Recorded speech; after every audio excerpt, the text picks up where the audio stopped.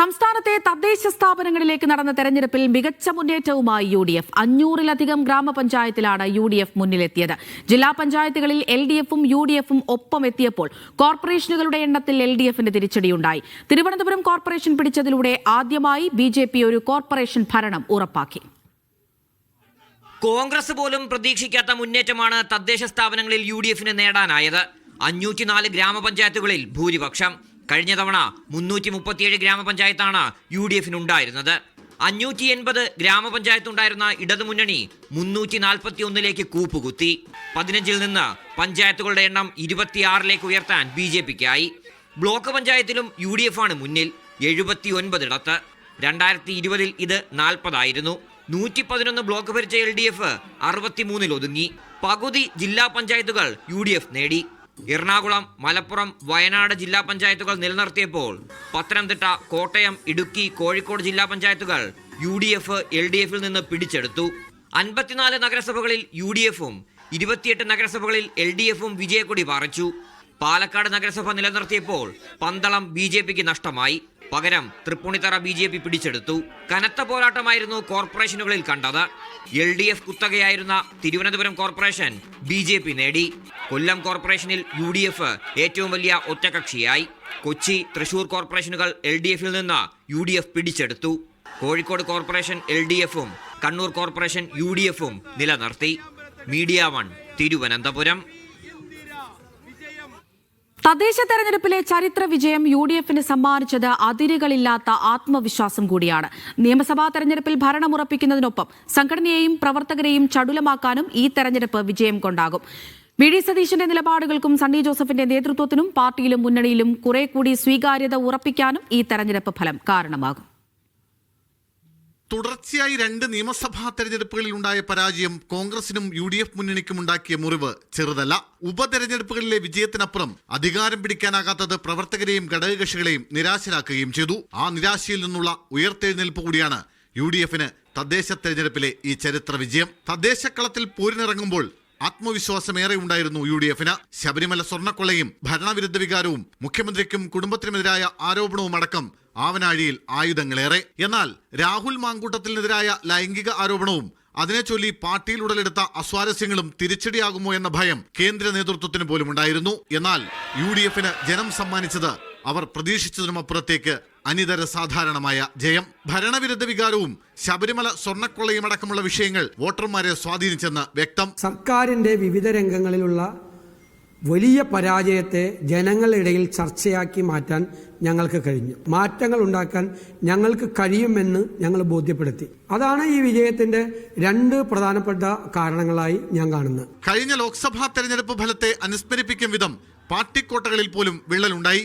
കേരള ചരിത്രത്തിൽ ഒരുപക്ഷെ അപൂർവമായി കണ്ട ഒരു വലിയ അഭൂതപൂർവമായ ജയം തന്നെയാണ് ഈ ഉണ്ടായിരിക്കുന്നത്. മുഖ്യമന്ത്രിയും പാർട്ടി സെക്രട്ടറിയും അടക്കമുള്ളവർ അവസാന നിമിഷം ഉയർത്തിയ ആരോപണങ്ങളൊന്നും ഫലം കണ്ടില്ല. സർക്കാരിന്റെ അഹങ്കാരവും ധാർഷ്ട്യവും അഴിമതിയും പിടിപ്പുകേടും എല്ലാം മടുത്തിരിക്കുന്നു ജനങ്ങൾ, കേരളത്തിലെ ജനങ്ങൾ. അതുകൊണ്ട് ഇനി നിങ്ങൾ ഇറങ്ങിപ്പോകണം എന്നുള്ള വ്യക്തമായിട്ടുള്ള മെസ്സേജാണ് കേരള ജനത നൽകിയിരിക്കുന്നത്. രാഹുൽ മാങ്കൂട്ടത്തിനെതിരെ കോൺഗ്രസ് പാർട്ടി സ്വീകരിച്ച നടപടി ജനം അംഗീകരിച്ചെന്നും തെരഞ്ഞെടുപ്പ് ഫലം സാക്ഷ്യപ്പെടുത്തുന്നു. LDF-ന്റെ കള്ളപ്രചരണങ്ങൾ ജനങ്ങളെ പാടെ തള്ളിക്കളഞ്ഞു.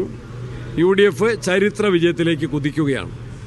കൂട്ടായ പരിശ്രമം, നല്ല മുന്നൊരുക്കം, നല്ല സ്ഥാനാർത്ഥികൾ, കഠിനാധ്വാനം, അതിന്റെ എല്ലാം ഫലമാണ് ഇപ്പോൾ വന്നുകൊണ്ടിരിക്കുന്നത്. എന്തായാലും വരാനിരിക്കുന്ന നിയമസഭാ തെരഞ്ഞെടുപ്പിൽ കോൺഗ്രസിനും UDF-നും ആത്മധൈര്യവും അനുഭവപാഠങ്ങളും സമ്മാനിക്കുന്നതാണ് ഈ തദ്ദേശ തെരഞ്ഞെടുപ്പിലെ ചരിത്ര വിജയം. മീഡിയ 1 തിരുവനന്തപുരം. തദ്ദേശ തെരഞ്ഞെടുപ്പിലെ അപ്രതീക്ഷിത തിരിച്ചടിയുടെ ഞെട്ടലിൽ LDF ക്യാമ്പ്. ക്ഷേമ പദ്ധതി പ്രഖ്യാപനത്തിലൂടെ വിവാദങ്ങളെ മറികടക്കാനാകുമെന്ന കണക്കുകൂട്ടൽ LDF-ന് പിഴച്ചു. ശബരിമല സ്വർണ്ണക്കൊള്ളയും LDF തിരിച്ചടിക്ക് പ്രധാന കാരണമായി. തിരിച്ചടി പ്രതീക്ഷിച്ചില്ല എന്ന് മുഖ്യമന്ത്രി പിണറായി വിജയന്റെ പ്രതികരണം. തെരഞ്ഞെടുപ്പ് പ്രഖ്യാപനത്തിന് തൊട്ടുമുമ്പ് ക്ഷേമ പദ്ധതികൾ പ്രഖ്യാപിച്ച് പതിവിലും കവിഞ്ഞ ആത്മവിശ്വാസത്തിലായിരുന്നു LDF. എന്നാൽ ക്ഷേമ പെൻഷനുകൾ കൊണ്ട് മാത്രം വിജയം നേടാമെന്ന അമിത ആത്മവിശ്വാസത്തിനാണ് തദ്ദേശ തെരഞ്ഞെടുപ്പിൽ ജനം തിരിച്ചടി നൽകിയത്. നിയമസഭാ തെരഞ്ഞെടുപ്പിന് തൊട്ടുമുമ്പുണ്ടായ അപ്രതീക്ഷിത തിരിച്ചടി LDF-നെ ഇരുത്തി ചിന്തിപ്പിക്കും. അപ്രതീക്ഷിതമായ പരാജയമാണ് സംഭവിച്ചത് എന്നത് ഉറപ്പിച്ച് പറഞ്ഞല്ലോ. എന്തെല്ലാം അപകടങ്ങളുണ്ടോ അതൊക്കെ പരിശോധിച്ച് ആവശ്യമായ നിലപാട് സ്വീകരിച്ചുകൊണ്ട് പാർട്ടി മുമ്പോട്ടേക്ക് പോകും. ഏതെങ്കിലും ഒരു പ്രാവശ്യം തോറ്റാൽ എല്ലാം തോറ്റു എന്നോ ഒരു പ്രാവശ്യം ജയിച്ചാൽ എല്ലാം ജയിച്ചു എന്നോ കണക്കാക്കേണ്ടതില്ല എന്നുള്ളതൊരു സാമാന്യ നിയമമല്ലേ. ഇതിന്റെ എല്ലാ അനുഭവത്തിന്റെ വെളിച്ചത്തിൽ ആവശ്യമായ തിരുത്തൽ വരുത്തി ഇടതുപക്ഷ ജനാധിപത്യ മുന്നണി അടുത്ത അസംബ്ലി തെരഞ്ഞെടുപ്പിൽ വളരെ ഫലപ്രദമായ രീതിയിൽ മുന്നോട്ടേക്ക് പോവുക തന്നെ ചെയ്യും. രാഹുൽ മാങ്കൂട്ടത്തിൽ വിഷയവും ജമാഅത്തെ ഇസ്ലാമി UDF കൂട്ടുകെട്ടെന്ന ആരോപണവും കൊണ്ട് ശബരിമല സ്വർണ്ണക്കൊള്ള മറികടക്കാം എന്ന തന്ത്രവും വിലപ്പോയില്ല. സ്വർണ്ണക്കൊള്ളയിലെ പത്മകുമാറിന്റെയും എൻ വാസുവിന്റെയും പങ്ക് തിരിച്ചടിയിലെ പ്രധാന ഘടകമായി. രാഹുലിനെ പാർട്ടിയിൽ നിന്ന് പുറത്താക്കി CPM തങ്ങളുടെ MLA-മാർക്കെതിരെ എന്ത് നടപടിയെടുത്തു എന്ന കോൺഗ്രസിന്റെ ചോദ്യത്തിന് കൃത്യമായ മറുപടി നൽകാൻ CPM-നായില്ല. അവസാന ദിവസങ്ങളിൽ മുഖ്യമന്ത്രി നേരിട്ടിറങ്ങി നടത്തിയ പ്രചാരണങ്ങളും ജനങ്ങൾ പൂർണ്ണമായും വിശ്വാസത്തിലെടുത്തില്ല. ഭരണ തുടർച്ചയിൽ ഉണ്ടാകാനിടയുള്ള വിരുദ്ധ വികാരവും LDF കണ്ടില്ല. ഇതെല്ലാമാണ് LDF-ന് തെരഞ്ഞെടുപ്പിൽ കനത്ത ആഘാതമുണ്ടാക്കിയത്. പാർലമെന്റ് തെരഞ്ഞെടുപ്പിലെ കനത്ത തോൽവിക്ക് പിന്നാലെയാണ് പ്രാദേശിക വികാരങ്ങൾ കൃത്യമായി പ്രതിഫലിക്കുന്ന തദ്ദേശ തെരഞ്ഞെടുപ്പിലെ തിരിച്ചടി. നിയമസഭാ തെരഞ്ഞെടുപ്പിലേക്ക് കടക്കുമ്പോൾ എന്ത് തന്ത്രം കൊണ്ട് തിരിച്ചടികളെ മറികടക്കാമെന്ന് LDF ആഴത്തിൽ ചിന്തിക്കേണ്ടി വരും. മീഡിയ 1 തിരുവനന്തപുരം. തദ്ദേശ തെരഞ്ഞെടുപ്പ് ഫലത്തെ പ്രവാസികൾ എങ്ങനെയാണ് വിലയിരുത്തുന്നത്? ഭരണവിരുദ്ധ വികാരവും ശബരിമല സ്വർണ്ണക്കൊള്ളയും LDF-ന് തിരിച്ചടിയായി എന്നാണ് ഗൾഫിലെ പ്രവാസികൾ പറയുന്നത്. ജനങ്ങൾ മാറ്റം ആഗ്രഹിക്കുന്നതിനാൽ നിയമസഭാ തെരഞ്ഞെടുപ്പും UDF-ന് അനുകൂലമാകാൻ സാധ്യതയുണ്ടെന്നും ഇവർ ചൂണ്ടിക്കാട്ടുന്നു. ഷാർജയിൽ നിന്ന് ഷിനോജ് സംസുദ്ദീൻ വിവരങ്ങൾ നൽകും. ഇപ്പോൾ തദ്ദേശ തെരഞ്ഞെടുപ്പ് പതിവില്ലാത്ത വിധം UDF-ന്റെ ഒരു മുന്നേറ്റമാണ് കാണുന്നത്. ഇത് ഭരണവിരുദ്ധ വികാരമാണോ? തീർച്ചയായിട്ടും ഇതൊരു 9 വർഷമായിട്ടുള്ളൊരു ഇതാണ്. അത് മാറ്റം എന്തായാലും വേണം. കോൺഗ്രസ് ഒരു ചേഞ്ച് വന്നാലാണ് നമ്മളെ നാട് നന്നാവുള്ളൂ. എപ്പോഴും ഒരേ ടീം തന്നെ ഭരിച്ചു കഴിഞ്ഞാൽ അത് വലിയൊരു വിഷയം തന്നെ. മൊത്തത്തിൽ എല്ലാവർക്കും അറിയണതാണ്. അതുകൊണ്ടാണ് കോൺഗ്രസ് കയറാൻ കാരണം. പരുത്തൂർ പഞ്ചായത്ത്. എന്താണ് ആ പഞ്ചായത്തിലെ അവസ്ഥ? ആരാണ് പഞ്ചായത്തിൽ? കഴിഞ്ഞ പ്രാവശ്യം ലീഗാരാണ് ഉണ്ടായിരുന്നത്. ഇപ്പോൾ ഈ പ്രാവശ്യം പോയിക്കണം. ഇപ്പോൾ 8 സീറ്റ് 8ഉം 10ഉം ആണ്. കേരളത്തിൽ മൊത്തത്തിലൊരു UDF തരംഗമാണ്. എന്താണ് അതിന് കാരണം? ഈ ഭരണവിരുദ്ധ വികാരമാണോ? അതിനിപ്പോൾ ഒന്നും എല്ലാവർക്കും അറിഞ്ഞല്ലേ. അമ്പലത്തിൻ്റെ അത് വളരെ ഇതല്ലേ. അമ്പലത്തിൻ്റെ വിഗ്രഹം കട്ടൊരു മലതൊക്കെ കട്ട് കഴിഞ്ഞാൽ ഇപ്പോഴത്തെ നമ്മളെ മുഖ്യമന്ത്രിയെ പണ്ട് എന്താണ് ഖജനാവ് തന്നെ അടിച്ചു മാറ്റിക്കൂടെ? പിണറായി വിജയൻ്റെ അഹങ്കാരത്തിനേറ്റ തിരിച്ചടി, അതല്ലാണ്ട് മറ്റൊന്നും ഇതിന് പറയാനില്ല. ഒറ്റ വാക്കിൽ പിണറായി വിജയൻ്റെ അഹങ്കാരം എന്ന് പറഞ്ഞാൽ ശബരിമല സ്വർണ്ണക്കൊള്ള നടത്തിയിട്ട് ആ പ്രതികളൊക്കെ ഇന്നും സംരക്ഷിച്ച് നിർത്തുകയാണ്. നേരെ മറിച്ച് UDF-ലുള്ള രാഹുൽ മാങ്കൂട്ടത്തിൻ്റെ പിറകെ പെണ്ണ് കേസും പറഞ്ഞിട്ട് പിറകെ ആളെ വിടുകയാണ്. ഇതിൽ എന്തെന്നാ ഇതിനൊക്കെ പറയുക? അഹങ്കാരം. വെള്ളാപ്പള്ളി നടേശനെ വായെടുത്താൽ വർഗീയത മാത്രം തുപ്പുന്ന വെള്ളാപ്പള്ളി നടേശനെ കാറിലേറ്റ് കൊണ്ടുവന്ന് ആ കാറിൻ്റെ ടയറിലെ കാറ്റ് ജനങ്ങൾ ഉരിവിട്ട്. അത്രയേ ഇതുള്ളൂ. കണ്ണൂർ മട്ടന്നൂർ എന്ന് പറഞ്ഞ സ്ഥലത്താണ് ഞാൻ UDF ആണ് അവിടെ 2 സ്ഥലത്തായിട്ട് വിജയിച്ചു, 2 വാർഡിൽ. പിന്നെന്ന് വെച്ചാൽ നമ്മൾ അവരെ വികസനം ശരിയില്ലാതുകൊണ്ടാണ് UDF വിജയിക്കാൻ കാരണം. ഇപ്പം ഇത് ഭരണവിരുദ്ധ വികാരമാണോ? അതന്നെ. അതിപ്പോൾ നിങ്ങൾ കാണുന്നില്ലേ, പിന്നെ ശബരിമലേൻ്റെ പ്രശ്നങ്ങൾ അതൊക്കെ മുൻകെടുത്തിയാണ് നമ്മളങ്ങനെ. ഇനി തുടർഭരണം എന്തായാലും കേരളത്തിൽ ഉണ്ടാവില്ല. തുടർഭരണം ഇനി UDF ആണ് നമ്മൾ ഭരിക്കാൻ വേണ്ടി പോകുന്നത്. അതിൻ്റെ കാഴ്ചയാണ് ഇപ്പോൾ കണ്ടുകൊണ്ട് നിൽക്കുന്നത്. എന്തോ ഭരണവിരുദ്ധ വികാരം തന്നെ, അല്ലാതെ ഇപ്പം എന്താ പറയുക? നമുക്ക് പ്രത്യേകിച്ചൊന്നും പറയാനൊന്നുമില്ല. ആര് ജയിച്ചാലും ജനത്തിന് നല്ലതായിരിക്കണം, അത്രേ ഉള്ളൂ. ഇപ്പോൾ നാട്ടിൽ നിങ്ങൾ ഏത് പഞ്ചായത്താണ്? എങ്ങനെയാണ് അവിടുത്തെ അവസ്ഥ? എന്താ? നമ്മൾ പാലക്കാട് പട്ടാമ്പി മുതുതല പഞ്ചായത്താണ് വരുന്നത്. അതിൽ 10-65 വർഷക്കാലമായിട്ട് ഭരിച്ചിരുന്നത് LDF ആണ്. പക്ഷേ ഇപ്രാവശ്യം അതിനൊരു മാറ്റം വന്ന് UDF ഭരണത്തിലേറിയിട്ടുണ്ട്. ഞാൻ ഈ കുറ്റാട്ടൂർ പഞ്ചായത്താണ്. അത് ഏത് ജില്ല? കണ്ണൂർ. എന്താ അവിടുത്തെ അവസ്ഥ? അവിടെ പൊതുവെ മുന്നേ നമ്മൾ ഭൂരിപക്ഷം കൂടുതലുണ്ടായത് ഇടതുപക്ഷമാണ്. അപ്പോൾ UDF നമ്മളിപ്പോൾ കണ്ടെത്തോളം UDF ഇപ്പോൾ കൂടിയിട്ട് മുന്നിലാണുള്ളത്. അപ്പോൾ നമുക്കൊരു പുതിയ ചേഞ്ച് ആഗ്രഹിക്കാം. നിലമ്പൂർ നമ്മളെ UDF തകർത്ത് വാരി. നമ്മുടെ കോട്ടയാണ്, നമ്മളത് തിരിച്ചു പിടിച്ചിട്ടുണ്ട്. അൻവർക്കാണെങ്കിൽ ഇപ്പോൾ കഴിഞ്ഞ പ്രാവശ്യം ഇലക്ഷന് ജയിച്ചു വന്നു. ഇനി അത് തുടർച്ചയായിട്ട് വീണ്ടും നമ്മൾ തുടർന്ന് പോവുകയാണ്. വളരെ സന്തോഷമുണ്ട് പ്രാവശ്യത്തെ. അവിടെ ഭരണം ആർക്കായിരുന്നു നേരത്തെ UDF-ന് തന്നെ ആയിരുന്നു. തിരിച്ചു പിടിച്ചു നമ്മൾ വീണ്ടും മുന്നോട്ട് പോവാണ്. കൂടുതൽ സീറ്റ് കിട്ടിയിട്ടുണ്ട്. അതിന് വളരെ സന്തോഷം. എൻ്റെ രാജ്യമാണ് പഞ്ചായത്ത്. ഏത് ജില്ല? കാസർഗോഡ്. അവിടുത്തെ അവസ്ഥ എന്താ? അവിടെ ഇപ്പം LDF ആണ്. അത് തുടർച്ചയായിട്ട് LDF ജയിച്ചിരുന്ന മണ്ഡല പഞ്ചായത്താണത്. അവിടെ വീണ്ടും LDF തന്നെയാണ്. കേരളത്തിലെ മൊത്തത്തിലുള്ള ചിത്രം എങ്ങനെയാണ് കാണുന്നത്? അതിപ്പോൾ ഒരു തരംഗം വന്നിട്ടുണ്ട്. എന്തായാലും ഇത് തന്നെയായിരിക്കും അടുത്ത നിയമസഭാ തെരഞ്ഞെടുപ്പിൽ നടക്കാൻ വേണ്ടി പോകുന്നത്. കൂത്തുപറമ്പ് കണ്ണൂർ. അവിടുത്തെ അവസ്ഥ എന്താ? അവിടുത്തെ അവസ്ഥ ഇപ്പം കോൺഗ്രസും പിന്നെ മുസ്ലിം ലീഗ് യു ഡി എഫ് തരംഗമാണ് കാണുന്നത്. നേരത്തെ അവിടെ UDF LDF ആയിരുന്നു. പ്രാവശ്യം മാറ്റമായിട്ട് കാണുന്നുണ്ട്. ഈ ഭരണവിരുദ്ധ വികാരം തന്നെയാണ് അതിന് കാരണമായിട്ട്. എല്ലാം അത് തന്നെയായിരിക്കും ഒരുവിധം. എന്തായാലും നല്ലത് വരട്ടെ ജനങ്ങൾക്ക്. തദ്ദേശ സ്വയംഭരണ സ്ഥാപനങ്ങളിലെ തെരഞ്ഞെടുപ്പ് വിജയം ആഘോഷിച്ച് സൗദിയിലെ UDF പ്രവാസി സംഘടനകൾ OICC, KMCC പ്രവർത്തകരാണ് ആഘോഷ പരിപാടികൾ സംഘടിപ്പിക്കുന്നത്. നിരവധി മുൻ പ്രവാസികളും നേതാക്കളും ഇത്തവണ വലിയ വിജയം നേടിയിട്ടുണ്ട്. ഓഫീസുകളിലും റൂമുകൾ കേന്ദ്രീകരിച്ചുമാണ് ആഘോഷ പരിപാടികൾ ഒരുക്കുന്നത്. ജിദ്ദയിൽ നിന്ന് സാബിത് സലീം വിവരങ്ങൾ നൽകും. സൗദിയുടെ വിവിധ ഭാഗങ്ങളിൽ UDF സംഘടനകൾക്ക് കീഴിൽ ആഘോഷ പരിപാടികൾ ആരംഭിച്ചിട്ടുണ്ട്. ഞാനിപ്പോൾ ഉള്ളത് ജിദ്ദയിലാണ്. ജിദ്ദയിൽ KMCC, OICCയുടെ ഒക്കെ നേതൃത്വത്തിൽ ഇവിടെ പരിപാടികൾ നടക്കുകയാണ്. നമുക്കറിയാം നിരവധി പ്രവാസികളും ഈ മത്സര വിജയിച്ചവരിൽ ഉൾപ്പെട്ടിട്ടുണ്ട്. നമുക്ക് ഒപ്പം ഏതാനും പ്രവാസി സുഹൃത്തുക്കൾ കൂടി ചേരുകയാണ്. ഈ ആഘോഷത്തിൻ്റെ ഭാഗമായിട്ട് എത്തിയതാണ്. അവരോട് സംസാരിക്കാം. ഗംഭീര വിജയം. ഇതുവരെ UDFന് ഒരു പുനർജീവൻ നൽകിയ അത്യുഗ്ര വിജയമാണ് ലഭിച്ചത്. അതിൽ പ്രവാസ ലോകത്ത് നിന്ന് ഞങ്ങൾ വളരെയധികം സന്തോഷവാനാണ്. അതിനുള്ള എല്ലാ പ്രവർത്തനങ്ങളും പ്രവാസ ലോകത്ത് നിന്നും ഞങ്ങളുടെ ഭാഗത്തു നിന്നും ഉണ്ടായിട്ടുണ്ട്. ഞങ്ങൾക്ക് ചെയ്യാനാകുന്ന രീതിയിലുള്ള എല്ലാ പ്രവർത്തനങ്ങളും ഈ വിജയത്തിന് വേണ്ടി ഞങ്ങളുടേതായ എല്ലാ പങ്കും OICCയുടെ ഭാഗത്തു നിന്നും KMCCയുടെ ഭാഗത്തു നിന്നും ഒറ്റക്കെട്ടായി UDF എന്ന സംവിധാനത്തിൽ നിന്നും ഒറ്റക്കെട്ടായി തന്നെ ഞങ്ങൾ നടത്തിയിട്ടുണ്ട്. വലിയ ക്യാമ്പയിനുകളൊക്കെ നടന്നു, പക്ഷേ അവസാനം വിജയിച്ചത് UDF ആയിരുന്നു. വലിയൊരു വിജയം തന്നെ നേടിയിട്ടുണ്ട്. തീർച്ചയായിട്ടും UDFനെ സംബന്ധിച്ചിടത്തോളം ഇതൊരു വലിയ വിജയമാണ്. കേരള ജനതയെ സംബന്ധിച്ചിടത്തോളം വലിയ വിജയമാണ്. ഇത് വരാനിരിക്കുന്ന നിയമസഭാ തെരഞ്ഞെടുപ്പിലേക്കുള്ള കൃത്യമായ ഒരു ദിശ സൂചികയായിട്ട് തന്നെയാണ് ഈ വിജയത്തെ കാണുന്നത്. കാരണം നമുക്കൊക്കെ അറിയുന്നതാണ് കേരളത്തിലെ സംസ്ഥാന ഭരണത്തിനെതിരായ ശക്തമായ ജനവികാരം. അതോടൊപ്പം തന്നെ UDF എല്ലാ കാലത്തും ഒരു കാലത്തും ഇല്ലാത്ത രീതിയിലുള്ള വലിയ കെട്ടുറപ്പും ഐക്യവും, ഒരു മുന്നണി എന്നുള്ളതല്ല, ഒരു പാർട്ടി പോലെ ഒറ്റക്കെട്ടായി പ്രവർത്തിച്ചതിൻ്റെ ഫലം. പ്രവാസികളും കുറേ മത്സരിക്കുന്നുണ്ട്, കുറേ വിജയിച്ചിട്ടൊക്കെ ഉണ്ട്. അപ്പോൾ എങ്ങനെ ഇപ്പോൾ മലപ്പുറത്തൊക്കെ വലിയൊരു വിജയമാണ് നേടിയിട്ടുള്ളത്? ഇവിടെ പ്രവാസി സംഘടനകളെ കുറിച്ച് പറയുകയാണെങ്കിൽ KMCCയെ സംബന്ധിച്ചൊക്കെ പറയുകയാണെങ്കിൽ മാസങ്ങൾക്ക് മുമ്പ് തന്നെ ത്രിതല പഞ്ചായത്ത് തെരഞ്ഞെടുപ്പിനോടനുബന്ധിച്ചുള്ള പ്രചരണ പ്രവർത്തനങ്ങൾക്ക് ഞങ്ങൾ KMCC കുറേ മാസങ്ങൾക്ക് മുമ്പ് തന്നെ അതിന് ക്യാമ്പയിന് തുടക്കം കുറിച്ചിരുന്നു. പക്ഷേ ഇവിടെ ഒരു കാര്യം വളരെ വ്യക്തമായി പറയാനുള്ളത്, പ്രവാസി സമൂഹത്തിൽ നിന്ന് ഈ കേരളത്തോട് അല്ലെങ്കിൽ ജനങ്ങളോട് പറയാനുള്ളത്, CPMൻ്റെ വർഗീയ കപട രാഷ്ട്രീയത്തിനെതിരെയുള്ള കേരളത്തിലെ ജനങ്ങളുടെ ഒരു വിധിയെഴുത്തായിട്ടാണ് നമ്മളൊക്കെ ഇതിനെ കാണുന്നത്. എന്തൊക്കെ ആഘോഷ പരിപാടികളാണ് ഒരുക്കിയിട്ടുള്ളത്? ആഘോഷ പരിപാടികൾ എന്ന് പറഞ്ഞാൽ ഞങ്ങളെ സംബന്ധിച്ചിടത്തോളം, പ്രവാസികളെ സംബന്ധിച്ചിടത്തോളം ഈ ഒരു വിജയം പൊതുവിൽ എല്ലാ പ്രവാസികളും ഈ ഒരു വിജയം ആഗ്രഹിച്ചത്. കാരണം പ്രവാസികൾ ഏറ്റവും പ്രയാസങ്ങൾ അനുഭവിക്കുന്ന ഒരു ഭരണം ആയിരുന്നു കഴിഞ്ഞ കാലങ്ങളിൽ LDF ഗവൺമെൻറ്റിൻ്റെ ഭാഗത്തുനിന്നുണ്ടായിരുന്നത്. പൊള്ളത്തരങ്ങളായ വാഗ്ദാനങ്ങളും അത് വിശ്വസിക്കാത്ത നല്ലവരായ ജനങ്ങൾ ഈ ഒരു വിജയത്തിന്, കേരളത്തിലെ മുഴുവൻ ജനങ്ങളും, കാരണം ഈ ഭരണവിരുദ്ധ വികാരമാണ് നമുക്ക് കാണാൻ കഴിഞ്ഞത്. ഈ ജില്ലകളെടുത്ത് പറയുകയാണെങ്കിൽ കോഴിക്കോട് ജില്ലയെ സംബന്ധിച്ചിടത്തോളം എന്നും ഇടതുപക്ഷത്തിൻ്റെ കോട്ടയായിരുന്നു കോഴിക്കോട് ജില്ല. ആ കോഴിക്കോട് ജില്ലയിൽ ഏകദേശം 70 ഗ്രാമപഞ്ചായത്തിൽ 39 പഞ്ചായത്തിലും UDFൻ്റെ UDF വിജയിച്ചു.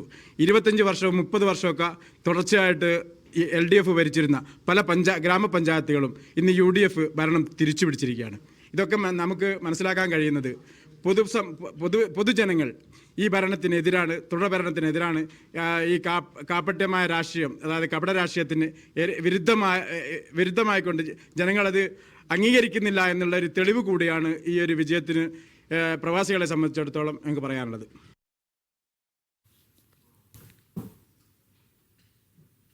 മുഖ്യമന്ത്രി പിണറായി വിജയൻ 5 ഗൾഫ് രാജ്യങ്ങൾ സന്ദർശിച്ച് പ്രചാരണം നടത്തിയിട്ടും പ്രവാസികളും അവരുടെ കുടുംബവും ഇടതുഭരണത്തെ തള്ളിക്കളഞ്ഞതിന്റെ തെളിവാണ് തദ്ദേശ തെരഞ്ഞെടുപ്പ് ഫലമെന്ന് UAE ഇൻകാസ് പ്രസിഡന്റ് സുനിൽ അസീസ്.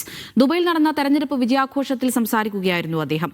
ഇടത് തുടർഭരണത്തിനെതിരെ ജനങ്ങളടിച്ച ആദ്യ ഗോളാണിതെന്ന് ദുബൈ ഇൻകാസ് പ്രസിഡന്റ് റഫീഖ് മട്ടന്നൂർ പറഞ്ഞു. അതിൻ്റെ ശക്തിയാണ് കേരളത്തിൻ്റെ നട്ടെല്ലെന്ന് മനസ്സിലാക്കി അദ്ദേഹം ഈ 5 രാജ്യങ്ങളിൽ പോയി വോട്ട് പിടിക്കുവാൻ നടന്നെങ്കിലും പ്രവാസ സമൂഹം ഒന്നടങ്കം അത് തള്ളിക്കളഞ്ഞ ഒരു ഇലക്ഷൻ റിപ്പോർട്ടും ഇലക്ഷൻ പ്രവർത്തനവുമായിരുന്നു ഇപ്രാവശ്യം പ്രവാസികളുടേത്. ഞങ്ങൾ പ്രതീക്ഷിച്ച വിജയമാണിത്. പക്ഷേ ഇതിൻ്റെ ഡെപ്ത് ഇത്ര താഴെത്തട്ടിലേക്ക് പോകുമെന്ന് ഞങ്ങൾ ഒരിക്കലും പ്രതീക്ഷിച്ചിരുന്നില്ല. നമുക്കറിയാം, കഴിഞ്ഞ 10 വർഷമായി കേരളം ഭരിച്ചുകൊണ്ടിരിക്കുന്ന ഒരു ഭരണത്തിൻ്റെ പരിസമാപ്തിയുടെ ആദ്യ ഗോളാണ് അടിച്ചിരിക്കുന്നത്. നമുക്ക് 2-3 മാസം കൂടി വെയിറ്റ് ചെയ്യാം. നമുക്ക് കേരളത്തിൽ UDF തരംഗം ഇനിയും ഉണ്ടാക്കാം. കേരളത്തിലെ തദ്ദേശ തെരഞ്ഞെടുപ്പിലെ UDFന്റെ വിജയം ആഘോഷിച്ച് മസ്കത്തിലെ മത്രയിലെ കോൺഗ്രസ് പ്രവർത്തകർ. വിജയാഘോഷത്തിന്റെ ഭാഗമായി ഇൻകാസ് മത്ര പ്രവർത്തകർ മത്രാസൂക്കിൽ പായസ വിതരണം നടത്തി. ഫസലു, സലാം പൊന്നാനി, ഷാനവാസ്, കറുകപ്പുത്തൂർ തുടങ്ങിയവർ നേതൃത്വം നൽകി.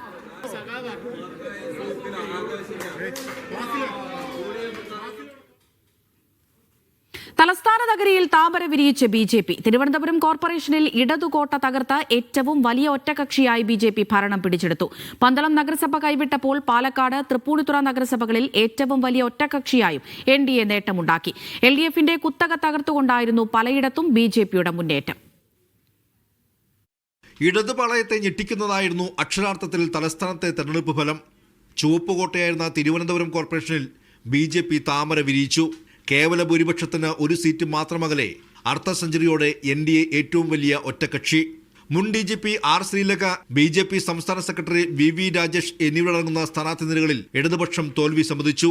51 സീറ്റിൽ നിന്നും 29 സീറ്റിലേക്ക് LDFന് അടിവതിരയപ്പോൾ 10 സീറ്റിൽ നിന്നും 19 സീറ്റാക്കി ഉയർത്തി UDF ഭേദപ്പെട്ട പ്രകടനം കാഴ്ചവെച്ചു. സംസ്ഥാനത്തെ എല്ലാ കോർപ്പറേഷനുകളിലും വിജയിച്ച ഡിവിഷനുകളുടെ എണ്ണവും NDAക്ക് വർദ്ധിപ്പിക്കാനായി. തദ്ദേശ പോരാട്ടത്തിൽ നഗരസഭകളിലും പഞ്ചായത്തുകളിലും NDA മുന്നേറി. പാലക്കാടും തൃപ്പൂണിത്തുറ നഗരസഭകളിലും ഏറ്റവും വലിയ ഒറ്റക്കക്ഷിയായി. അതേസമയം 12 നഗരസഭാ ഭരണം കൈവിട്ടതും BJPക്ക് തിരിച്ചടിയായി.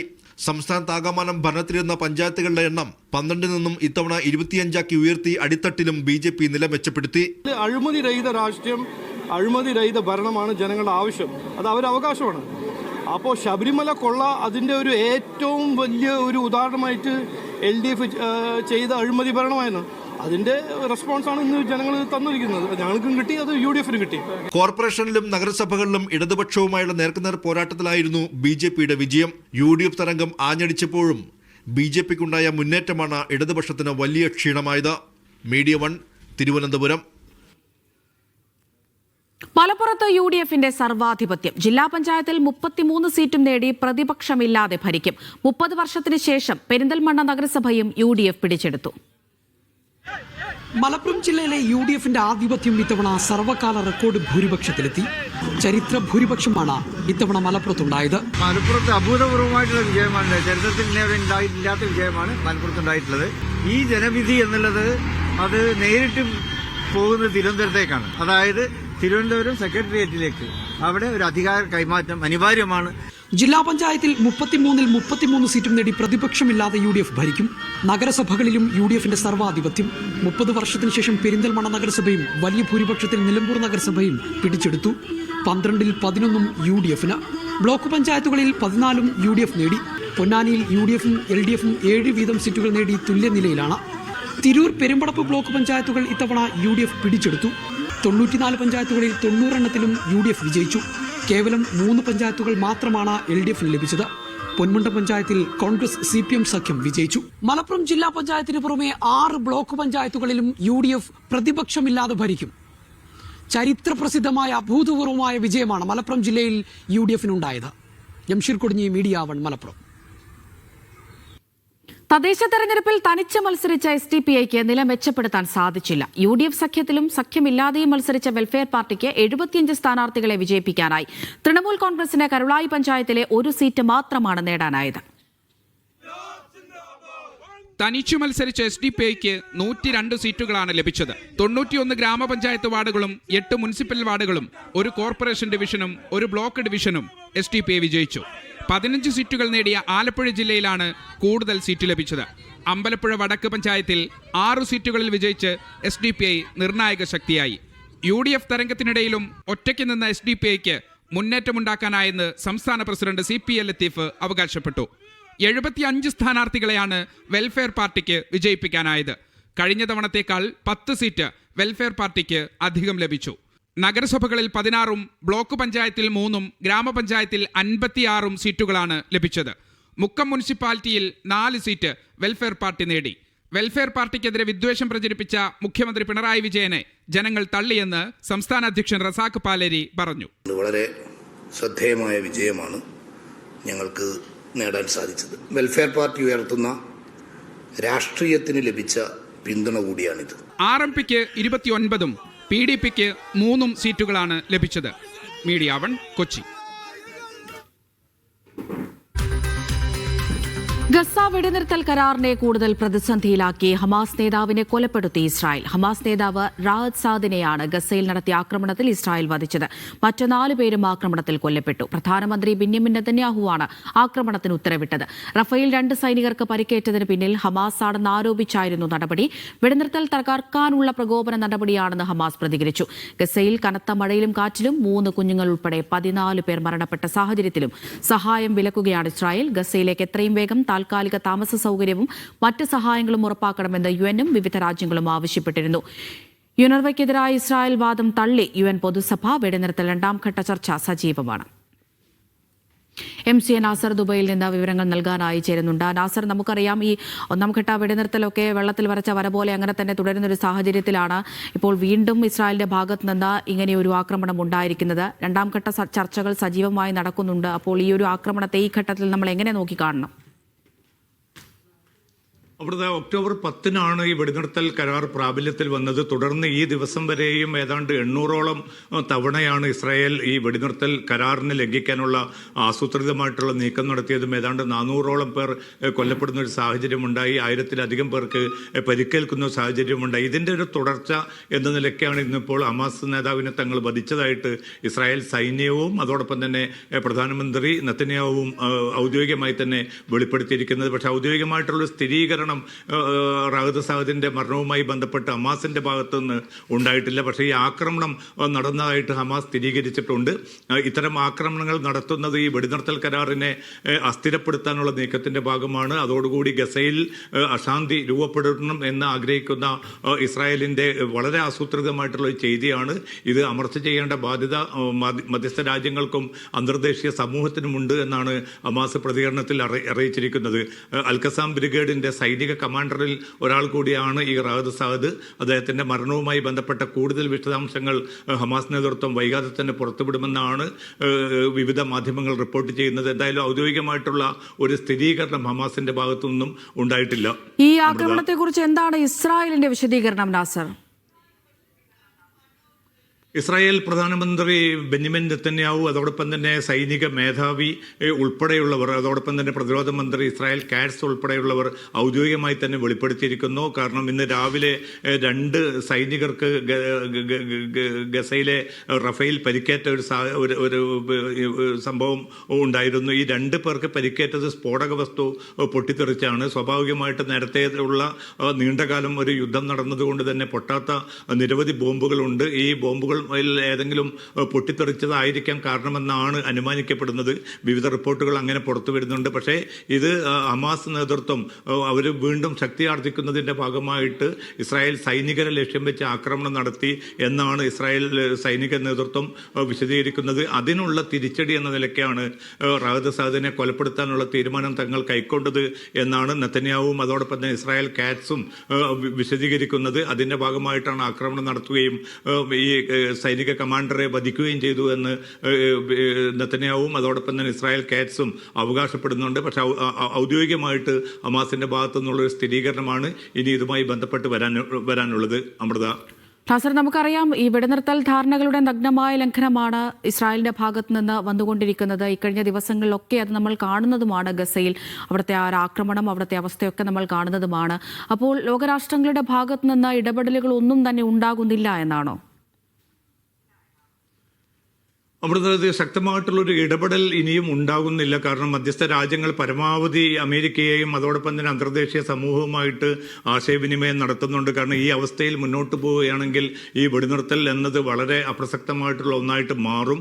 ഇതിനെ മുന്നോട്ട് കൊണ്ടുപോയിട്ടില്ല എങ്കിൽ അത് ഗസയിൽ മാത്രമായിരിക്കില്ല, മേഖലയിലേക്ക് കൂടുതൽ ആപൽക്കരമായിട്ടുള്ള പ്രത്യാഘാതങ്ങൾ ഉണ്ടാക്കും. അതുകൊണ്ട് വളരെ ശക്തമായിട്ടുള്ളൊരു ഇടപെടൽ വേണമെന്ന് മധ്യസ്ഥ രാജ്യങ്ങൾ തുർക്കിയും ഈജിപ്തും ഖത്തറും നിരന്തരമായി തന്നെ ആവശ്യപ്പെട്ടുകൊണ്ടിരിക്കുകയാണ്. അറബ് മുസ്ലിം രാജ്യങ്ങളുടെ ഭാഗത്തു നിന്നുള്ള വളരെ ശക്തമായിട്ടുള്ള സമ്മർദ്ദമുണ്ട്. അതോടൊപ്പം തന്നെ ബ്രിട്ടൻ, ജർമ്മനി, ഫ്രാൻസ് ഉൾപ്പെടെയുള്ള രാജ്യങ്ങളും ഈ അവസ്ഥ തുടരുന്നത് നിലവിലുള്ള ഒരു സാഹചര്യത്തിൽ കൂടുതൽ ആപൽക്കരമായിട്ടുള്ള രക്തരൂഷിതമായിട്ടുള്ള അവസ്ഥയിലേക്ക് കൊണ്ടുപോകുമെന്ന മുന്നറിയിപ്പുകൾ നൽകുന്നുണ്ട്. ഇന്നലെ ഇപ്പം UN പൊതുസഭ തന്നെയും വളരെ ശക്തമായിട്ടുള്ളൊരു പ്രമേയം ഇസ്രായേലിന് എതിരെ തന്നെ പാസ്സാക്കിയിട്ടുണ്ട്. അതിൽ ഏറ്റവും വ്യക്തമായിട്ട് പറയുന്നത് ഗസയിലേക്ക് ഈ സഹായ വസ്തുക്കൾ നൽകുന്നത് സംബന്ധിച്ചുള്ള ഒരു നിയന്ത്രണം അത് പൂർണ്ണമായിട്ട് പിൻവലിക്കേണ്ടതുണ്ട്. അതോടൊപ്പം തന്നെ UN ഏജൻസി കൂടിയായിട്ടുള്ള യുനെർവയ്ക്ക് പൂർണ്ണമായിട്ടുള്ള ഒരു അവകാശം നൽകണം. ആ യുനെർവയ്ക്കെതിരെ ഇസ്രായേൽ ഉന്നയിച്ചിരിക്കുന്ന ആരോപണങ്ങളൊന്നും തന്നെ നിലനിൽക്കുന്നതല്ല. ഹമാസിന്റെ ഏതെങ്കിലും അർത്ഥത്തിലുള്ള ഒരു ഇടപെടൽ ഈ UN ഏജൻസിയിൽ ഇല്ല എന്ന് തെളിയിക്കപ്പെട്ടതാണ്. അത്തരമൊരു സാഹചര്യത്തിൽ യുനെർവയ്ക്ക് പൂർണ്ണമായിട്ടുള്ള അധികാരം നൽകിക്കൊണ്ട് ഗസയുടെ എല്ലാ ഭാഗത്തേക്കും ഭക്ഷ്യവസ്തുക്കളും മറ്റ് സഹായങ്ങളും അടിയന്തരമായിട്ട് എത്തിക്കണമെന്നാണ് UN പൊതുസഭ പാസാക്കിയ പ്രമേയത്തിൽ പറയുന്നത്. നമുക്കറിയാൻ സാധിക്കും, ഈ ബൈറോൺ കൊടുങ്കാറ്റിനെ തുടർന്ന് വലിയ തോതിലുള്ള പേമാരിയും അതോടൊപ്പം തന്നെ കാറ്റും രൂപപ്പെട്ടത് കൊണ്ടുണ്ടായ വലിയ നാശനഷ്ടങ്ങളുണ്ട്. ഏതാണ്ട് 10,000-കണക്കിന് ടെന്റുകൾ പൂർണ്ണമായിട്ട് തകർന്നുകൊണ്ട് ജനങ്ങൾക്ക് കയറിക്കിടക്കാൻ പോലും ഒരു ഇടമില്ലാത്തൊരവസ്ഥ നിലനിൽക്കുന്നുണ്ട്. അതെ, അത് വളരെ പ്രധാനപ്പെട്ട ഒരു കാര്യം തന്നെയാണ്. നമുക്കറിയാം, ഈ ഇസ്രായേലിന്റെ ആക്രമണമൊക്കെ ഒരു ഭാഗത്ത് നിൽക്കുമ്പോൾ ഈ കാലാവസ്ഥയും ഗസയിലെ ജനങ്ങൾക്ക് വലിയ തിരിച്ചടിയാവുകയാണ്. നിരവധി ആളുകൾ കൊല്ലപ്പെടുന്നു. ഇപ്പോൾ മനസ്സിലാക്കുന്നത് 3 കുഞ്ഞുങ്ങളൊക്കെ ഈ കനത്ത മഴയിൽ മരണപ്പെട്ടിട്ടുണ്ട് എന്ന് തന്നെയാണ്. അവർക്ക് അത്യാവശ്യ സാധനങ്ങൾ ലഭിക്കേണ്ട ഒരു സാഹചര്യം കൂടിയാണ് വന്നിരിക്കുന്നത്. എന്തെങ്കിലും തരത്തിൽ അവശ്യ വസ്തുക്കളൊക്കെ അവിടേക്ക് എത്തുന്നുണ്ടോ നാസർ? നമുക്കറിയാം, ടെന്റുകൾ ഉൾപ്പെടെ നിരവധി ടെന്റുകളൊക്കെ ഈ കനത്ത മഴയിൽ നശിച്ചു പോയിട്ടുണ്ട് എന്നാണല്ലോ അറിയുന്നത്. തീർച്ചയായിട്ടും അമൃത, ഈ പ്രകൃതിക്ഷോഭം വലിയ തോതിലുള്ള ദുരിതമാണ് 10,000-കണക്കിന് മനുഷ്യർക്കിപ്പോൾ നൽകിക്കൊണ്ടിരിക്കുന്നത്. കാരണം നീണ്ട 2 കൊല്ലത്തെ ഏറ്റവും കഠിനമായിട്ടുള്ള വംശഹത്യാ പദ്ധതി, അതിൻ്റെ തുടർച്ചയായിട്ട് ഈ വെടിനിർത്തലിൻ്റെ മറവിലും നടന്നുകൊണ്ടിരിക്കുന്ന ക്രൂരമായിട്ടുള്ള ആക്രമണ പരമ്പരകൾ, അതിലൂടെ നിത്യവും നിരവധി മനുഷ്യർ കൊല്ലപ്പെടുന്നു. ഇന്ന് മാത്രം ഇപ്പം റാഗദ സാദ് ഉൾപ്പെടെ 5 പേർ കൊല്ലപ്പെട്ടതായിട്ടുള്ള റിപ്പോർട്ടുകളാണ് പുറത്തു വരുന്നത്. അത് ഒരു ഭാഗത്ത് നിലനിൽക്കുന്ന ഒരവസ്ഥയിലാണ് പിന്നിട്ട് ഏതാണ്ട് 48 മണിക്കൂറായിട്ട് ഏറ്റവും ശക്തമായിട്ടുള്ള പേമാരിയും അതോടൊപ്പം തന്നെ കാറ്റിനെയും തുടർന്ന് വലിയ തോതിലുള്ള പ്രളയ സമാനമായിട്ടുള്ളൊരു സാഹചര്യത്തെ ഈ ജനത അഭിമുഖീകരിക്കേണ്ട ഒരവസ്ഥ വന്നുപെട്ടിരിക്കുന്നത്. കാരണം ഈ 2 മാസത്തിലധികം നീണ്ട വെടിനിർത്തലിന്റെ ഘട്ടത്തിൽ പോലും നിത്യവും 600 ട്രക്കുകൾ ഗസയിലേക്ക് അയക്കുമെന്ന് വ്യവസ്ഥ ചെയ്തിട്ട് ആ വ്യവസ്ഥ ഭാഗികമായി പോലും പാലിക്കാൻ ഇസ്രായേൽ നേതൃത്വം തയ്യാറായിട്ടില്ല. ഇപ്പോൾ അന്തർദേശീയ സമൂഹവും ലോകരാജ്യങ്ങളുമൊക്കെ എല്ലാ വിലക്കുകളും മറികടന്നുകൊണ്ട് കൂടുതൽ സഹായ വസ്തുക്കൾ, ഇന്ധനം, മരുന്ന്, വെള്ളം, അതോടൊപ്പം തന്നെ താൽക്കാലികമായിട്ടുള്ള ടെന്റ് സംവിധാനങ്ങൾ എത്രയും പെട്ടെന്ന് എത്തിക്കണം. അതോടൊപ്പം തന്നെ രക്ഷാപ്രവർത്തനത്തിന് ഉതകുന്ന ഉപകരണങ്ങൾ ലഭ്യമാക്കണമെന്നൊക്കെ നിരന്തരമായിട്ട് ആവശ്യപ്പെട്ടുകൊണ്ടിരിക്കുകയാണ്. പക്ഷേ ഇന്നും ഇസ്രായേൽ നേതൃത്വം പറയുന്നത് ഇപ്പോഴുള്ള പരിമിതമായ സ്വഭാവത്തിലുള്ള സൗകര്യങ്ങൾ മാത്രമേ നൽകാൻ സാധിക്കുകയുള്ളൂ. കാരണം ഹമാസിന് അത് അവർ ദുരുപയോഗം ചെയ്യാനുള്ള ഒരു സാധ്യതയുണ്ട് എന്ന് പറഞ്ഞുകൊണ്ട് ഇത് വിലക്കുന്ന അതേ സമീപനം തന്നെയാണ് തുടർന്നുകൊണ്ടിരിക്കുന്നത്. അമൃത നേരത്തെ സൂചിപ്പിച്ചതുപോലെ അന്തർദേശീയ സമൂഹം ആ ഉത്കണ്ഠകൾ പ്രസ്താവനയിലൂടെയും പ്രമേയ അവതരണത്തിലൂടെയും നടത്തുന്നു എന്നതിലപ്പുറം അതിശക്തമായിട്ടുള്ളൊരു നടപടികൾ കൈക്കൊള്ളാൻ അല്ലെങ്കിൽ അമേരിക്കയെ മുന്നിൽ നിർത്തിക്കൊണ്ടെങ്കിലും ഇസ്രായേലിനെ അതിനെ പ്രേരിപ്പിക്കാനുള്ള ഒരു ശക്തമായിട്ടുള്ള ഇച്ഛാശക്തിയോടുകൂടിയുള്ള ഒരു നീക്കം ഉണ്ടാകുന്നില്ല എന്നതാണ് ഏറ്റവും ദുഃഖകരമായിട്ടുള്ള അവസ്ഥ. അതുകൊണ്ട് തന്നെ ഈ പ്രകൃതിക്ഷോഭം കൂടി വന്നതോടുകൂടി ലക്ഷക്കണക്കിന് മനുഷ്യരാണ്, ഏതാണ്ട് 8 ലക്ഷം മനുഷ്യരെ അത് ബാധിച്ചു എന്നാണ് UN ഏജൻസികൾ വ്യക്തമാക്കുന്നത്. അത്തരമൊരു സാഹചര്യത്തിൽ ഇവർക്ക് സാന്ത്വനം പകരാനുള്ള നടപടികൾ ഉണ്ടാകുന്നില്ല എന്നത് കൂടുതൽ ദുഃഖകരമായിട്ടുള്ള ഒരവസ്ഥയായിട്ട് മാറുകയാണ് ഗസ നിവാസികളെ സംബന്ധിച്ചിടത്തോളം. അമൃത, MC നാസറാണ് വിശദമായ വിവരങ്ങൾ നൽകിയത്. ഇന്ത്യൻ പ്രധാനമന്ത്രി നരേന്ദ്രമോദിയുടെ ഒമാൻ സന്ദർശനം പ്രവാസികൾ പ്രതീക്ഷയോടെയാണ് കാണുന്നത്. യാത്രാ പ്രശ്നങ്ങളിലടക്കം പരിഹാരമുണ്ടാകുമോ എന്നാണ് പ്രവാസികൾ ഉറ്റുനോക്കുന്നത്. ഡിസംബർ 17-നാണ് പ്രധാനമന്ത്രി ഒമാനിലെത്തുക. പശ്ചിമേഷ്യൻ സന്ദർശനങ്ങളുടെ ഭാഗമായാണ് പ്രധാനമന്ത്രി ഒമാനിലെത്തുന്നത്. ഡിസംബർ 17-ന് സുൽത്താനിലെത്തുന്ന പ്രധാനമന്ത്രി 18-ന് വിവിധ പരിപാടികളിൽ സംബന്ധിക്കും. പ്രധാനമന്ത്രിയുടെ ഒമാൻ സന്ദർശനത്തിന്റെ ഭാഗമായി പ്രവാസികളുടെ പ്രശ്നങ്ങൾക്ക് പരിഹാരമുണ്ടാകുമോ എന്നാണ് പ്രവാസികളും ഉറ്റുനോക്കുന്നത്. ഇരു രാജ്യങ്ങളും തമ്മിലുള്ള സമഗ്ര സാമ്പത്തിക പങ്കാളിത്ത കരാറും പരിഗണനയിലുണ്ട്. കരാർ വ്യാപാരത്തിനും നിക്ഷേപത്തിനും ഉത്തേജനം നൽകുമെന്നാണ് പ്രതീക്ഷിക്കുന്നത്. കേവലം 3.5 മണിക്കൂർ മാത്രം യാത്രാ ദൈർഘ്യമുള്ള മസ്കറ്റിൽ നിന്നും കേരളത്തിലേക്കുള്ള യാത്രയ്ക്ക് നമ്മൾ പലപ്പോഴും മുടക്കേണ്ടി വരുന്നത് ലണ്ടനിലേക്ക് മുടക്കേണ്ടി വരുന്ന അല്ലെങ്കിൽ 8-9 മണിക്കൂർ യാത്ര ചെയ്യാൻ വേണ്ടി നമ്മൾ എത്ര രൂപ മുടക്കുന്നോ അതിന്റെ ഇരട്ടിയും പല സമയത്തും നമ്മൾക്ക് കൊടുക്കേണ്ടി വരുന്നുണ്ട്. അപ്പോൾ അന്നൊക്കെ സർക്കാരിന്റെ പ്രതിനിധികൾ പറഞ്ഞുകൊണ്ടിരുന്നത് ഈ ടിക്കറ്റ് നിരക്ക് വർദ്ധിപ്പിക്കുന്നതിനകത്ത് അല്ലെങ്കിൽ അത് നിയന്ത്രിക്കുന്നതിന് സർക്കാരിന് യാതൊരുവിധ നിയന്ത്രണവും അല്ലെങ്കിൽ അവരുടെ കയ്യിലല്ല എന്നാണ് നമ്മളോട് പറഞ്ഞുകൊണ്ടിരുന്നത്. പക്ഷേ ഇപ്പോൾ നമ്മളത് വ്യക്തമായി കാണുകയുണ്ടായി. സർക്കാർ തന്നെയാണ് ഇത് നിയന്ത്രിക്കുന്നത്. സർക്കാരിന് നിയന്ത്രിക്കാൻ പറ്റാത്ത ഒരു കാര്യങ്ങളും നമ്മുടെ രാജ്യത്തില്ല എന്ന് നമ്മൾ മനസ്സിലാക്കി. ഗൾഫ് മേഖലയിലെ ഇന്ത്യയുടെ പ്രധാന പങ്കാളികളുമായുള്ള ബന്ധം ശക്തിപ്പെടുത്തുക എന്നതാണ് പ്രധാനമന്ത്രിയുടെ ഒമാൻ സന്ദർശനത്തിന്റെ പ്രധാന ലക്ഷ്യം. പ്രധാനമന്ത്രിയുടെ സന്ദർശനത്തിന്റെ ഭാഗമായി സമഗ്ര വ്യാപാര കരാർ ഒപ്പുവെച്ചേക്കുമെന്നും റിപ്പോർട്ടുകളുണ്ട്. പ്രധാനമന്ത്രി ആയതിനു ശേഷം മോദിയുടെ 2ാമത് ഒമാൻ സന്ദർശനമാണിത്. സുൽത്താൻ ഹൈത്തം ബിൻ താരിഖ് 2 വർഷങ്ങൾക്ക് മുമ്പ് ഇന്ത്യ സന്ദർശിച്ചിരുന്നു. Media 1 Muscat. ഖത്തറിൽ നടക്കുന്ന ഫിഫ അറബ് കപ്പ് ആസ്വദിക്കാനെത്തിയത് റെക്കോർഡ് ആരാധകർ. ക്വാർട്ടർ ഫൈനൽ വരെ 10 ലക്ഷത്തിലേറെ കാണികളാണ് മത്സരങ്ങൾ കാണാനായി സ്റ്റേഡിയങ്ങളിലെത്തിയത്. സെമി ഫൈനൽ, ഫൈനൽ പോരാട്ടങ്ങളിൽ സ്റ്റേഡിയം നിറയുമെന്നാണ് പ്രതീക്ഷ.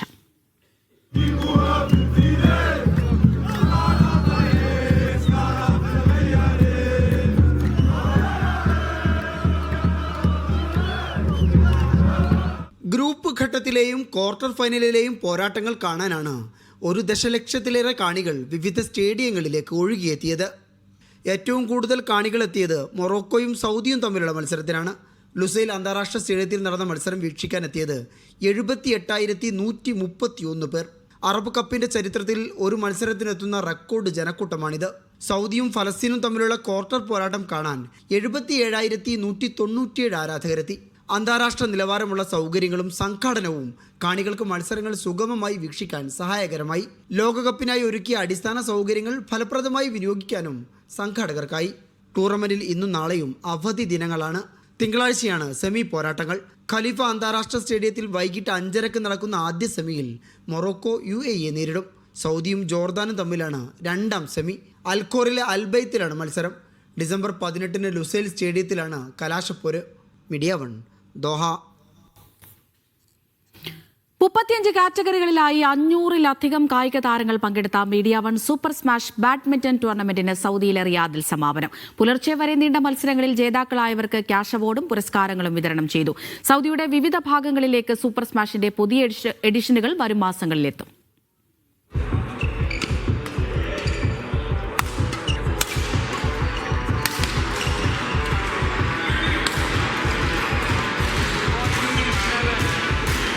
കഴിഞ്ഞ 3 ദിവസങ്ങളിലായി റിയാദിലെ റായിദ് പ്രോ കോർട്ടിൽ അരങ്ങേറിയ മീഡിയ 1 സൂപ്പർ സ്മാഷ് ബാഡ്മിന്റൺ ടൂർണമെന്റിനാണ് സമാപനമായത്. പുലർച്ചെ വരെ നീണ്ട മത്സരങ്ങളിൽ ജേതാക്കളായവർക്ക് ക്യാഷ് അവാർഡും പുരസ്കാരങ്ങളും വിതരണം ചെയ്തു. സൂപ്പർ പ്രീമിയർ സ്പെഷ്യൽ കാറ്റഗറിയിൽ ബെൻസൺ, നവനീത് എന്നിവർ വിജയികളായി. നൌഫലും സുധിനുമായിരുന്നു runner-up. Thanks for making this happen, Media 1. You guys are amazing. We are at Riyadh Badminton Club in Riyadh. It's a wonderful place. It's a family-oriented, amazing place. We've been here since morning and probably it will go on till next day morning. And it's just amazing. The food, tea, the people, the organizers, unbelievable. 13 രാജ്യങ്ങളിൽ നിന്നായി 500-ലധികം badminton താരങ്ങളാണ് ടൂർണമെന്റിൽ മത്സരിച്ചത്. പുരുഷ, വനിതാ doubles, mixed doubles, family doubles, junior വിഭാഗം തുടങ്ങി 35 കാറ്റഗറികളിലായിട്ടായിരുന്നു മത്സരങ്ങൾ. മീഡിയ 1 സ്മാഷ് ഗെയിമിൽ നമ്മൾ ഫെദർ F6 വിന്നേഴ്സ് ആയിട്ടുണ്ട്. ഓക്കെ, ഇത്രയും വലിയൊരു മാഗ്നിറ്റ്യൂഡിൽ ഇവിടെ മീഡിയ 1 ഓർഗനൈസ് ചെയ്തതിന് വളരെ അപ്രീസിയേഷൻ പറയേണ്ട ഒരു കാര്യമാണ്, especially for families and kids. കായിക മേഖലയിൽ ദ്രുതഗതിയിൽ വളർച്ച നേടുന്ന സൗദി അറേബ്യയിലെ പ്രവാസി ബാഡ്മിന്റൺ പ്രതിഭകളുടെ മാറ്റുരക്കലായിരുന്നു മത്സരങ്ങൾ. സൗദിയുടെ വിവിധ ഭാഗങ്ങളിലേക്ക് സൂപ്പർ സ്മാഷിന്റെ പുതിയ എഡിഷനുകൾ വരും മാസങ്ങളിലെത്തും. Media 1 Riyadh. Qatar Indian football forum സംഘടിപ്പിക്കുന്ന ഖിഫ് സൂപ്പർ കപ്പ് ഫുട്ബോൾ ടൂർണമെന്റ് ഫൈനലിൽ മലപ്പുറവും തൃശൂരും ഏറ്റുമുട്ടും. പരാജയമറിയാതെയാണ് ഇരു ടീമുകളും കലാശപ്പോരിനെത്തുന്നത്. വെള്ളിയാഴ്ച അൽ അഹ്ലി സ്റ്റേഡിയത്തിലാണ് ഫൈനൽ.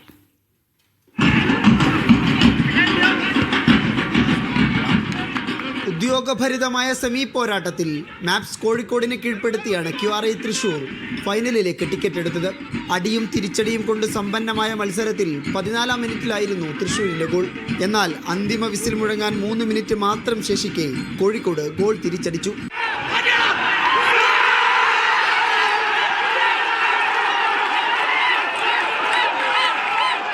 കളി അധിക സമയത്തേക്ക്. അവിടെയും വിജയ ഗോൾ വന്നില്ല. പിന്നെ പെനാൽറ്റി ഷൂട്ടൗട്ടിന്റെ അനിവാര്യമായ അന്തിമ വിധിക്ക് വേണ്ടിയുള്ള കാത്തിരിപ്പ്.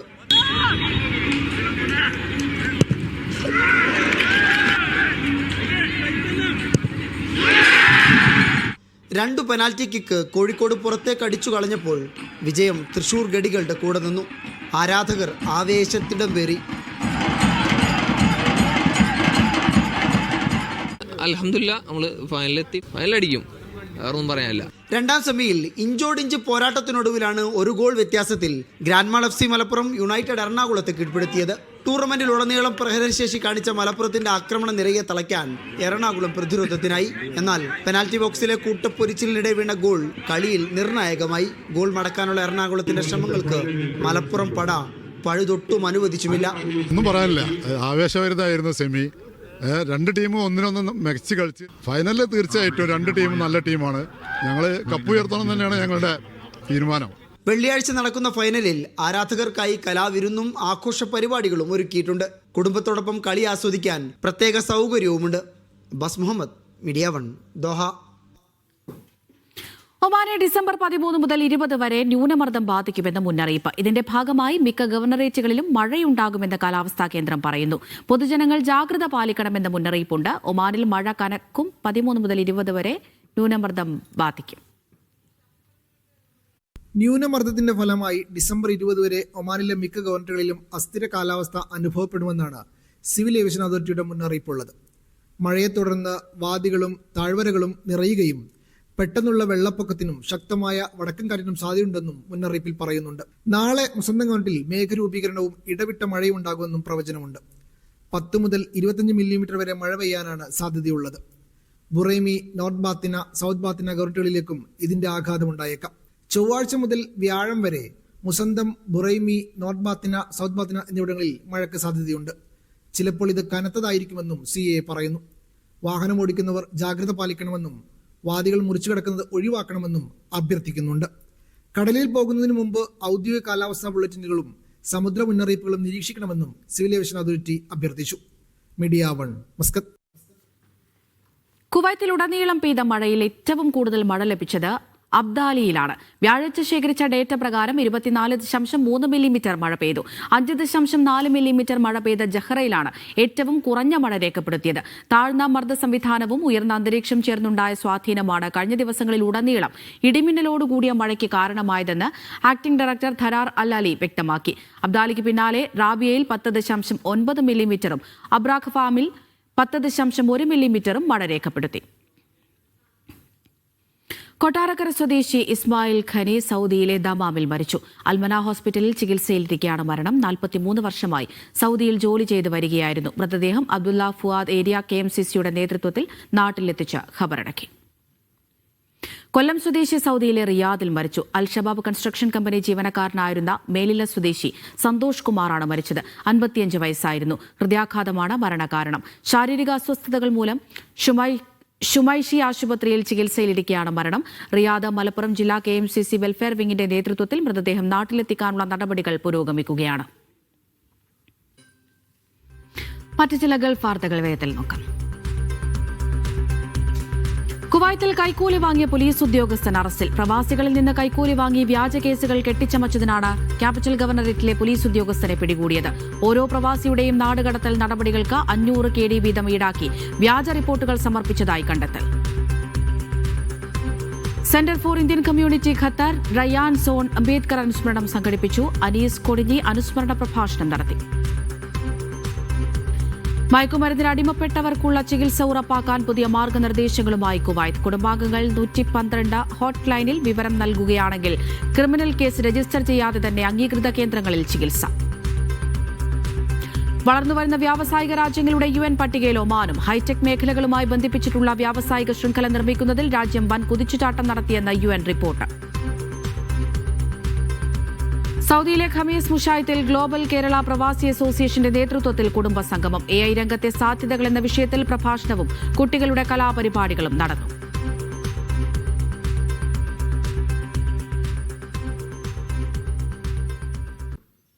ജനങ്ങൾ സർക്കാരിനെ നിർത്തിപ്പൊരിച്ചെന്ന് ഷാഫി പറമ്പിൽ MP. മുഖ്യമന്ത്രിക്കും സർക്കാരിനുമെതിരായ വിധിയെഴുത്താണ് 2026ലേക്കുള്ള ഇന്ധനമാണിത്. BJPക്ക് ചിലയിടങ്ങളിൽ ഉണ്ടായ മുന്നേറ്റത്തിന് CPM മറുപടി പറയണമെന്നും ഷാഫി പറമ്പിൽ പറഞ്ഞു.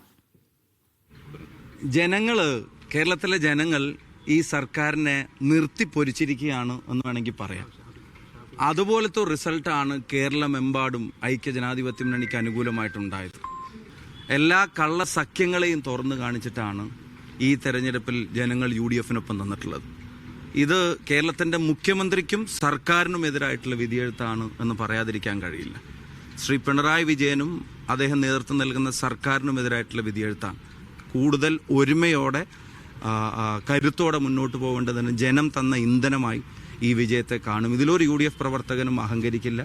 അപ്പോൾ ഈ റിസൾട്ടിൻ്റെ ക്രെഡിറ്റ് പൂർണ്ണമായും ജനങ്ങൾക്കും UDFനും നൽകുന്നതിന് പകരം അതിനെ വേറെ ഏതെങ്കിലും പ്രസ്ഥാനങ്ങളുമായിട്ടോ BJP ആയിട്ടൊന്നും കൂട്ടിക്കെട്ടാൻ കഴിയില്ല. കാരണം അവരുമായിട്ടൊക്കെയുള്ള ധാരണകൾ ഫീൽഡിൽ ഉണ്ടാക്കിയത് CPM തന്നെയാണെന്ന് വെളിപ്പെടുന്ന റിസൾട്ടുകൾ പുറത്തു വന്നിട്ടുണ്ട്. BJPക്ക് 1-2 സ്ഥലങ്ങളിൽ ഉണ്ടായിട്ടുള്ള വർധനവിൻ്റെ റീസൺ അന്വേഷിച്ചെന്നാലും അതിന് BJP നന്ദി പറയേണ്ടതും ജനങ്ങളോട് മറുപടി പറയേണ്ടതും രണ്ടും CPMനോടായിരിക്കുമെന്നുള്ളതാണ്. ഇടതുകോട്ടയായ കൊല്ലത്ത് UDFന് വൻ മുന്നേറ്റം. കോർപ്പറേഷൻ ഉൾപ്പെടെ 37 തദ്ദേശ സ്ഥാപനങ്ങളിൽ ഭരണം UDF പിടിച്ചു. ഭരണവിരുദ്ധ വികാരത്തിന്റെ നേട്ടം കൊയ്യാൻ NDAയ്ക്കും കഴിഞ്ഞു. അപ്രതീക്ഷിത തിരിച്ചടിയുടെ ഞെട്ടലിലാണ് LDF കേന്ദ്രങ്ങൾ. കോർപ്പറേഷൻ രൂപീകൃതമായത് മുതൽ ഇടതിന്റെ കുത്തകയായിരുന്ന കൊല്ലത്ത് LDF നേരിട്ടത് വൻ തിരിച്ചടി. 2020 UDFനുണ്ടായിരുന്ന 10 സീറ്റിൽ നിന്ന് 27 ഉയർത്താനായി. LDFനാകട്ടെ 38 സീറ്റ് 16 കുറഞ്ഞു. NDAയ്ക്ക് സീറ്റ് ഇരട്ടിച്ചു. ആഞ്ഞടിച്ച ഇടതുവിരുദ്ധ തരംഗത്തിൽ കൊല്ലം മേയർ ഹണിയും മുൻ മേയർ V. രാജേന്ദ്രബാബു ഉൾപ്പെടെയുള്ള പ്രമുഖരെല്ലാം പരാജയപ്പെട്ടു. കോർപ്പറേഷനിലെ 6 സീറ്റ് 22 ഉയർത്താൻ കഴിഞ്ഞത് കോൺഗ്രസിന് നേട്ടമായി. കഴിഞ്ഞ നൂറ്റാണ്ടുകാലം കൊല്ലം കോർപ്പറേഷനും അതിനു മുമ്പത്തുള്ള 5 വർഷക്കാലത്ത് LDFന്റെ മുനിസിപ്പൽ ഭരണവും ചേർന്ന് കൊല്ലത്ത് ജനങ്ങൾ പൊറുതി മുട്ടിയിട്ടാണ്. എത്ര ദയനീയമായിട്ടാണ് ഇപ്രാവശ്യം ഞാൻ മനസ്സിലാക്കുന്നത് LDF തകർന്നു തരിപ്പണമായിട്ടുള്ളത്. അത് ജനങ്ങളുടെ ഒരു വികാരത്തിന്റെ പ്രതികരണമാണ്. ജില്ലാ പഞ്ചായത്തിലെ 3 സീറ്റ് UDF 10 ഉയർത്തി. ഇടതുകോട്ടയെ കരുനാഗപ്പള്ളി നഗരസഭ പിടിച്ചെടുത്തു. ചവറയ്ക്ക് പുറമെ ഓച്ചിറയും മന്ത്രി ഗണേഷ് കുമാറിന്റെ തട്ടകമായ പത്തനാപുരം ബ്ലോക്കും പിടിച്ചെടുത്തു. ആകെയുള്ള 68 പഞ്ചായത്തുകളിൽ 32 UDF നേടിയപ്പോൾ 1 മാത്രമാണ് അധികമായി LDFന് ലഭിച്ചത്. 2 NDAയ്ക്കും ഭരണം ലഭിച്ചു. നിയമസഭയിലെ വലിയ വിജയത്തിന് മുന്നോടിയായാണ് UDF നേതാക്കൾ തദ്ദേശ തെരഞ്ഞെടുപ്പിലെ വിജയത്തെ കാണുന്നത്. കഴിഞ്ഞ തവണ 2 സീറ്റാണ് നിയമസഭയിലേക്ക് ഉണ്ടായിരുന്നത്. ഞാൻ പറഞ്ഞല്ലോ 2026 കോൺഗ്രസിന്റെ UDF പാർലമെന്ററി പാർട്ടിയിൽ ഏറ്റവും കൂടുതൽ MLAമാർ നൽകുന്ന ജില്ലകളിൽ ഒന്നാക്കി ഇതിനെ മാറ്റുക എന്നുള്ളതാണ് ഞങ്ങളുടെ അടുത്ത ലക്ഷ്യം. മുസ്ലിം ക്രിസ്ത്യൻ ന്യൂനപക്ഷങ്ങൾക്കിടയിലുണ്ടായ വോട്ട് ഏകീകരണമാണ് ഇത്തവണ UDFന്റെ വിജയത്തിന്റെ പ്രധാന കാരണം. നായർ ഈഴവ വോട്ടുകൾ പിടിക്കാനായത് NDAയെയും തുണച്ചു. CPM ജില്ലാ നേതൃത്വത്തിനെതിരെ രഹസ്യമായുള്ള എതിർപ്പ് പരാജയത്തോടെ മറനീക്കി പുറത്തുവരും. തദ്ദേശ തെരഞ്ഞെടുപ്പിൽ UDFന്റെ മിന്നുന്ന നേട്ടം മുന്നണി ഒറ്റക്കെട്ടായുള്ള പ്രവർത്തനങ്ങൾ കൂടി വിജയമാണ്. LDFലാകട്ടെ മുന്നണിക്കുള്ളിലെ തർക്കങ്ങൾ പരാജയത്തിന്റെ ആഘാതം കൂട്ടി. കൊല്ലത്ത് നിന്ന് ബിജു മടവൂരിനൊപ്പം ലിജോ റോളൻസ്, മീഡിയ 1. 10 വർഷങ്ങൾക്ക് ശേഷം തൃശൂർ കോർപ്പറേഷനിൽ LDFന് അടിപതറി. 33 സീറ്റുകൾ നേടി UDF മൃഗീയ ഭൂരിപക്ഷം നേടിയപ്പോൾ 13 സീറ്റുകളിലേക്ക് LDF ഒതുങ്ങി. 2 സീറ്റുകൾ വർദ്ധിപ്പിച്ച് 8 NDA വിജയിച്ചു. 2 കോൺഗ്രസ് വിമതരും വിജയിച്ചിട്ടുണ്ട്.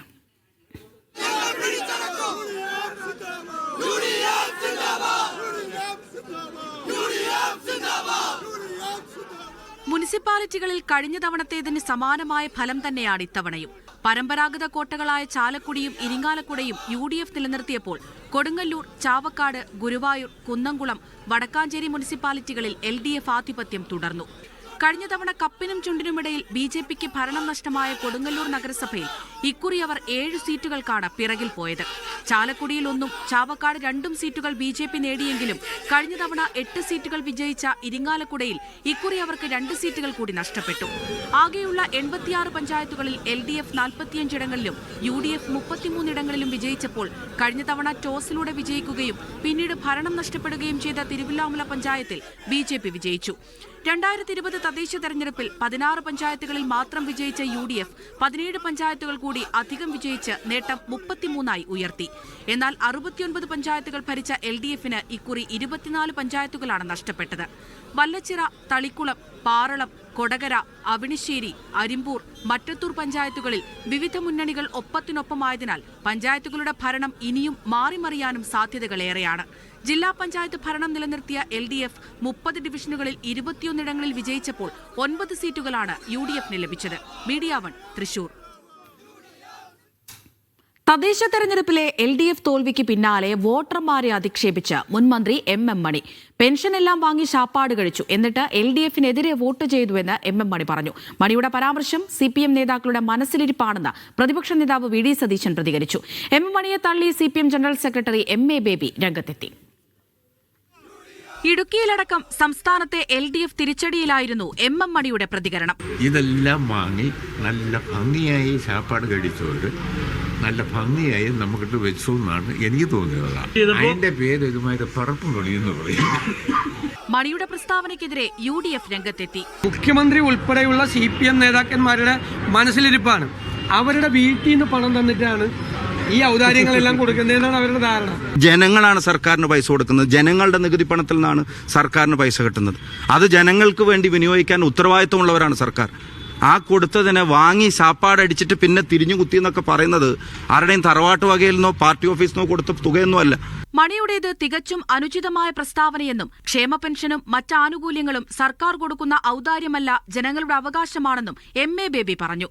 ക്ഷേമ പെൻഷനും അത്തരം ആനുകൂല്യങ്ങളെന്ന് പറയുന്നതൊന്നും ഏതെങ്കിലും ഒരു ഗവൺമെന്റ് കൊടുക്കുന്ന ഒരു ഔദാര്യമല്ല, ജനങ്ങളുടെ അവകാശങ്ങളാണ്. വിവിധ ബ്യൂറോകൾക്കൊപ്പം ന്യൂസ് ഡെസ്ക് മീഡിയ 1. മലപ്പുറം കൊണ്ടോട്ടിയിൽ തെരഞ്ഞെടുപ്പ് വിജയാഹ്ലാദത്തിനിടെ പടക്കം പൊട്ടിത്തെറിച്ച് യുവാവ് മരിച്ചു. പെരിയമ്പലം സ്വദേശി ഇർഷാദാണ് മരിച്ചത്. ചെറുകാവ് പഞ്ചായത്ത് 9-ാം വാർഡ് പെരിയമ്പലത്തെ വിജയാഹ്ലാദത്തിനിടെയായിരുന്നു സംഭവം.